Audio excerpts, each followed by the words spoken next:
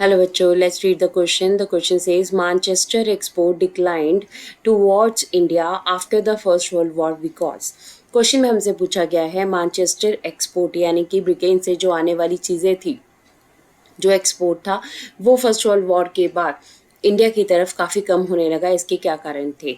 सो हमारे पास option A जो है that says factories close down due to security problem, मतलब फैक्ट्रीज जो है वो बंद हो रही थी सिक्योरिटी प्रॉब्लम की वजह से। B says people were busy fighting the war, लोग जो है वो बिजी थे वॉर में, लड़ाई लड़ रहे थे। C says factories and mills were busy producing goods to fulfil the need of army. अब थर्ड कहता है हमारे पास कि फैक्ट्रीज एंड जो मिल्स हैं हमारे पास ये बिजी थी। क्यों? क्योंकि उस टाइम के ऊपर ही आर्मी के लिए चीज़ें जो है उनकी प्रोडक्शन कर रही थी। D says export trade was restricted by the government, की गवर्नमेंट ने जो है एक्सपोर्ट ट्रेड जो है उसके ऊपर काफ़ी ज़्यादा रिस्ट्रिक्शंस लगा रखी थी। So let's read about the answer. हमारे पास जो है कौन सा राइट आंसर है, let's read.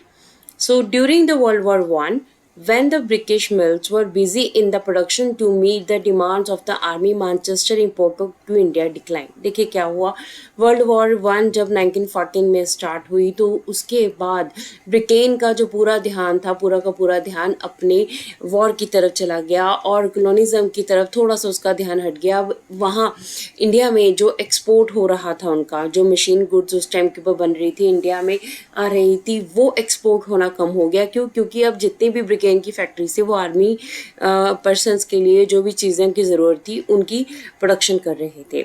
So Indian mills had a vast home market to supply. अब इस टाइम के ऊपर इंडियन जो मिल्स हैं, इंडियन इंडस्ट्रियलिस्ट हैं, बिजनेस पर्सन हैं, उनको अपॉर्चुनिटी मिली कि वो अपने बिजनेस को डेवलप कर सकें। So after the World War One, Manchester never captured its old position in India. देखिए वर्ल्ड वॉर वन के टाइम के ऊपर जो एक्सपोर्ट डिक्लाइन हुआ वो 1914 से 1918 के बीच में डिक्लाइन होते होते काफ़ी ज़्यादा जो है वो डिक्लाइन हो गया।